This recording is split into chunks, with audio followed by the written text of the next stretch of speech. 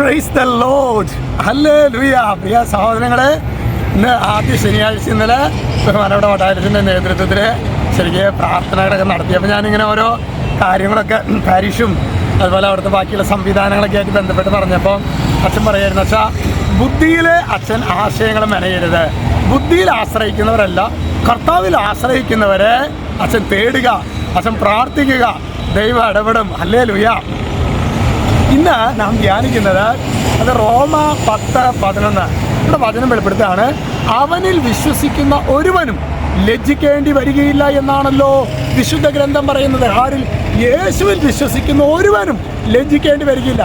ഒരുപക്ഷെ ചില താൽക്കാലിക പരാജയങ്ങൾ യേശുവിൽ വിശ്വസിക്കുന്നവരുടെ ജീവിതത്തിൽ വന്നേക്കാം. പക്ഷെ പ്രിയ സഹോദരങ്ങളെ, ശാശ്വതമായ വിജയം അവരോട് കൂടെ തന്നെ ആയിരിക്കും. കാരണം എന്താ? കാരണം ദൈവവചനം സത്യമാണ്. ഹല്ലേലൂയ. അതുകൊണ്ട് ഇന്ന് നമുക്ക് പ്രത്യേകിച്ച് ഇന്ന് ആദ്യ ശനിയാഴ്ച പരിശുദ്ധ അമ്മയ്ക്ക് പ്രതിഷ്ഠിതമായ ദിനമാണ്. നമുക്ക് അമ്മയുടെ കൂട്ടായ്മയിൽ ശക്തമായിട്ട് പ്രാർത്ഥിക്കാം. ഞാനിപ്പോൾ ഓർക്കുന്നുണ്ട്, വട്ടാലിച്ചൻ പറയുന്നത് ഞാൻ കണ്ണടച്ച് വിശ്വസിക്കും. കാരണം എന്താണെങ്കിൽ ബഹുമാനപ്പെട്ട സേവ്യർ വട്ടാലിച്ചൻ ആ ഷെഹിയോൻ്റെയൊക്കെ ആരംഭഘട്ടത്തിൽ അച്ഛൻ അനുഭവിച്ച സ്ട്രഗിളുകളെ കുറിച്ച് പറയാറുണ്ട്. അച്ഛൻ പറയും, വേറെ ആരിലും വിശ്വാസമില്ല. അതായത് എല്ലാവരും തളർത്തുമ്പോഴും സ്വർഗത്തിൽ മാത്രം കണ്ണ് ലക്ഷ്യം വെച്ച് ഞാൻ മുന്നോട്ട് പോയി. അച്ഛാ, ഇന്നിവിടെ ആയിരങ്ങൾ വരുന്നുണ്ടെങ്കിൽ അന്ന് ഒറ്റ കാര്യം, എൻ്റെ ദൈവം നല്ലവനാണ്, എൻ്റെ ദൈവം എന്നെ വഴി നടത്തും. ഈ ഒരു ബോധ്യമാണ് ഇന്നത്തെ സെഹിയോൻ്റെ മൂലധനം. ഇപ്പോൾ അച്ഛൻ പറയായിരുന്നു, സജിച്ച കുഞ്ഞു കുഞ്ഞു പ്രശ്നങ്ങളും പ്രതികൂലങ്ങളൊക്കെ ചിലപ്പോൾ നമ്മുടെ പൗരോഹിത്യ ജീവിതത്തിൽ വന്നേക്കാം, അല്ലെങ്കിൽ ശുശ്രൂഷ മേഖലയിൽ വന്നേക്കാം.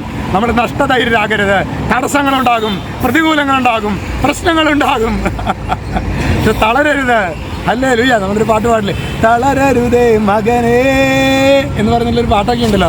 അപ്പോൾ അതുകൊണ്ട് തളരരുത്. നമ്മുടെ ജീവിതത്തിൽ പരിശുദ്ധാത്മാവ് നമ്മെ ബലപ്പെടുത്തും. ക്ഷീണിച്ചു പോകുന്നു എന്നൊക്കെ തോന്നുകയാണെങ്കിൽ നിങ്ങൾക്ക് ചെയ്യാവുന്ന ഒരു കാര്യമുണ്ട്. ഞാൻ ചെയ്യുന്ന ഒരു കാര്യം പറയാം. മോർണിംഗിൽ ഒരു മണിക്കൂറെങ്കിലും സമയം മിനിമം കുർബാനയ്ക്ക് മുമ്പ് ദിവ്യകാരുണ്യ സന്നിധിയിൽ ഇരുന്നാണ് പ്രാർത്ഥിക്കുക. ചിലപ്പോൾ പ്രാർത്ഥിക്കാൻ പറ്റില്ല, വെറുതെ ഇരുന്നാൽ മതി, അല്ലെങ്കിൽ മുട്ടുകുത്തി നിൽക്കുക. കർത്താവ് അത്ഭുതങ്ങൾ ചെയ്യും നമ്മുടെ ജീവിതത്തിൽ. നാളത്തെ സാപത്ത് ഒരു അനുഗ്രഹത്തിൻ്റെ സാപത്തായി മാറട്ടെ. രക്ഷിതാവായ യേശുക്രിസ്തുവിൻ്റെ നാമത്തിൽ ആശീർവദിക്കുന്നു, ഇപ്പോഴും എപ്പോഴും എന്നേക്കും. ആമേൻ.